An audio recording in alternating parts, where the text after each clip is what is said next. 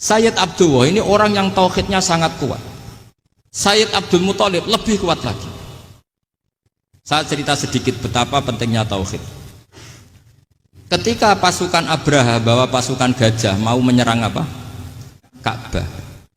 Itu sebelum menyerang itu semua aset-aset milik orang kafir Quraisy, milik orang Quraisy lah, itu ditawan, diambil, termasuk milik Sayyid Abdul Muthalib, milik Abdul Muthalib.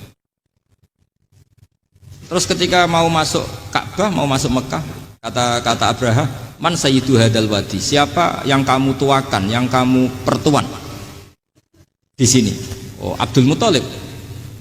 Abdul Muthalib itu dipanggil, itu auranya luar biasa. Abraha yang di tempat perkemahannya itu harus duduk di atas karena dia raja, itu duduk di atas gak berani, saking wibawanya Abdul Muthalib, ini mbahnya Rasulullah.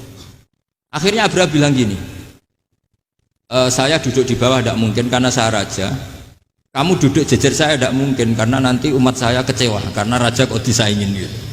Ya sudah, sambil berdiri-diri kita ngomong. Akhirnya Sayyid Abdul Muthalib tadi diomongin gini, saya itu tidak ingin merusak orang-orang Mekah, orang-orang Quraisy. Saya hanya kecewa punya tempat ibadah dikencingi, diberakin sehingga saya mau merubuhkan Ka'bah, tapi dengan damai, nggak ada perang. Apa jawabnya Abdul Muthalib? Lucu. Nggak apa-apa, Ka'bah kamu robohkan silakan, nggak apa-apa. Yang penting unta saya yang kamu sita kembalikan. Harta saya yang 100 unta kamu sita kamu kembalikan. Itu Abraha kagetnya bukan main. Kaget karena kamu itu pemimpin apa? Tadi saya hormat kamu karena kamu tak anggap orang hebat. Hadhil Ka'bah dinu abaika, ini Ka'bah itu agama kamu.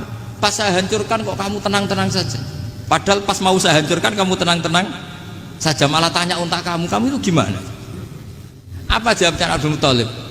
Inna lihadal baiti robban hamahu, sebab Ka'bah itu ada yang punya dan pasti akan melindungi Ka'bah. Tapi kalau unta itu milik saya, ini urusan saya, ini unta. Jadi inna lihadal baiti robban hamahu itu tidak milik saya, itu ada yang punya. Ya sudah, biar yang punya aja yang jaga, itu tidak urusan saya. Akhirnya unta dikembalikan, aman deh, untung double.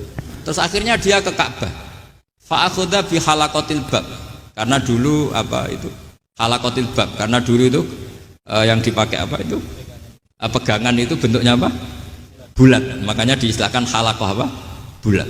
Kalau sekarang halaqah ilmiah itu seminar, halaqah itu buruhi lain lagi. Ya.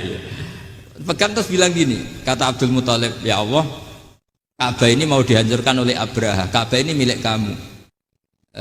Saya mau ke gunung, mau melihat apa yang kau lakukan terhadap orang yang mau merusak Ka'bah. Terus Abdul Muthalib bilang ke umatnya, wa ya qaumi, ayo kita ke gunung melihat ma fa'ala rabbuna, apa yang akan dilakukan Tuhan kita terhadap orang yang mau menghancurkan Ka'bah. Jadi santai saja, santai. Terus Abdul Muthalib naik gunung sama orang-orang Quraisy. Abraha datang mau merusak Ka'bah, terus terjadi alam taro kaifa fa'ala rabbuka bi ashabil fil. Itu melihat, dan betul Ka'bah dijaga Allah. Islam juga gitu. Ketika Islam dikooptasi Uni Soviet, semua ulama, semua wali perasaannya hanya nunggu kehancuran Uni Soviet, karena pasti agama ini dijaga Allah. Saya setiap sholat, setiap munajat, ketika baca Rabbana lakal hamdu bil samawati wa mil'ul ardi. Dulu saya iskal itu janggal. Ya Allah, engkau zat yang layak dipuji, yang pujian itu memenuhi langit dan bumi. Pikiran saya kalau bumi ateis itu mujinya kayak apa?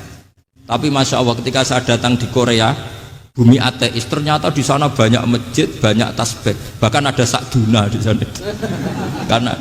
Karena Allah sudah ngendikan lakal hamdu mil'us samawati wa mil'ul ardi. Dan sekarang nyata, semua bumi ateis, bumi apa saja, ada tasbihnya, ada tahmidnya. Makanya sadaqallahul adzim ketika ngendikan sanurihim ayatina fil afaq walladzi arsala rasulahu bil huda dinil haqqi liyuzhirahu 'ala dini kulli. Makanya saya mohon sekali bahwa agama ini harus kamu khidmah. Tapi enggak boleh kamu pikir. Atau dibaliklah, khidmah maka memikir. Tapi tidak usah GR bahwa agama ini diserahkan sampean. Saya juga enggak ridho. Agama kok diurus orang-orang kayak gini, kayak apa nasibnya? Jadi ini penting. Karena rata-rata kiai alim itu tidak jelas, terus oleh orang-orang yang nggak pernah ngaji itu, wah ini nggak jelas, nggak tegas. Islam itu harus tegas. Maksudnya tegas itu kayak apa? Tegas itu di wilayah kita. Kalau istri kamu mau diperkosa orang itu boleh tegas, itu wilayah kamu. Tapi kalau hidayat itu wilayahnya Allah Subhanahu wa Ta'ala, kita tidak pernah tahu. Bahkan yang sudah Islam saja, nyuwun sewu, itu nggak ada jaminan mati husnul khotimah. Kita tahu dalam sejarah Sa'labah itu dapat gelar hamamatul masjid, merpatinya masjid. Tapi kita tahu akhirnya Sa'labah itu apa? Su'ul khotimah. Sampai dalam Islam selalu diajarkan ya muqallibal qulub tsabbit qalbi ala din. Jadi kalau kita sendiri saja masih ingin selalu husnul khotimah, agak ada ruang untuk mudah menvonis orang lain. Makanya saya salut sekali ketika Habib Umar menulis kita semua ini mengkhidmai hadal kaun dan selalu berharap bisa saja suatu saat orang yang sedang kafir bisa saja suatu saat muslim. Nah soal kalau yang sama yang harbi menyerang kita ya tarung. Kalau artinya kalau yang merangi kita ya kita wajib perang, kalau enggak ya habis kita. Seperti kita lakukan ketika diserang Belanda. Tapi ketika mereka musta'man, dhimmi, mu'ahad, orang-orang kafir yang mau berdamai dengan kita ya kita damai. Sebagaimana yang dilakukan Rasulullah SAW ketika berdamai dengan kafir Quraisy yang dipimpin Suhail bin Amr. Masyhur itu dalam tarikh. Singkat cerita kan Sayyidina Ali ini pernah konflik sama orang Khawarij. Kata Sayyidina Ali, ya sudah lah, namanya kita musuhan, kita tidak usah ketemu, pakai mediator, kata Sayyidina Ali. Kata orang Khawarij, ini apa-apaan kok butuh mediator? Nggak ada Qur'annya, ada hadisnya. Kira-kira kalau Pak Sayyidina Ali orang Jawa, nggak ada apa tidak tahu.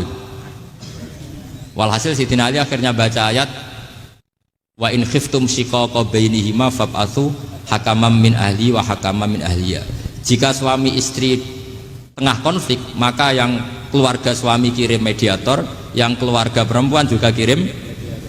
Terus kata Sayyidina Ali, wa amru ummati Muhammad a'dhamu min amri rajulin wa imra'atin. Kalau suami istri saja ketika konflik butuh mediator, apalagi ini kelompok besar pasti lebih butuh mediator. Akhirnya lalu mediatornya siapa? Kata Sayyidina Ali, ya siapa saja yang penting baik. Ditunjuk seseorang, diprotes sama orang Khawarij, ini orang nggak kredibel. Oh, terus Sayyidina Ali marah-marah. Rasulullah itu pernah berdamai dengan orang, bahkan orang itu kafir, yaitu Sulhul Hudaybiyah. Nabi itu berdamai dengan orang yang bernama Suhail bin Amr ketika itu kafir. Makanya ini menunjukkan bahwa musolahah ma'al kufar itu boleh demi kelangsungan bernegara, berbangsa. Kamu tidak usah meragukan reputasi NU. Ketika dulu kafirnya kafir harbi zaman Belanda, ya Mbah Hasim fatwa apa? Jihad. Jadi jangan kira tidak tegas, kita tegas sekali. Justru kita yang punya masa lalu tegas. Tapi kepada siapa dan dalam konteks apa? Paham ya? Terus ini penting sekali untuk dijernihkan. Ini saya baca berikutnya nanti. Tidak supaya tahqiq, saya syukur sekali saya tadi sekaligus minta ijazah sama Habib Umar dan memang saya ngaji ini lama sama teman-teman alumni Yaman, cuma belum pernah ketemu mu'alifnya. Tadi saya ketemu minta ijazah itu dan beliau senang sekali, bahkan sempat bikin tulisan di kitab saya ini. Sama tidak perlu baca, karena kalau bisa ya biasa, kalau tidak bisa malu ya sudah, tidak usah baca sudah. Terus ini kata beliau, ini masih saya teruskan. Nahnu min hadhil intilaqah naktasibu thabatana wa quwwata yaqinina wa illa fa fil ardi mu'aridun wa muntaqidun wa mukhalifun min akhyarin wa asyrarin sholihin wa fasikin muslimin wa kuffar. Kalau kamu punya satu metode ilmiah, metode dakwah, kamu harus siap karena pasti ada yang menentang. Yang menentang itu ya mulai orang soleh, tidak soleh, orang macam-macam.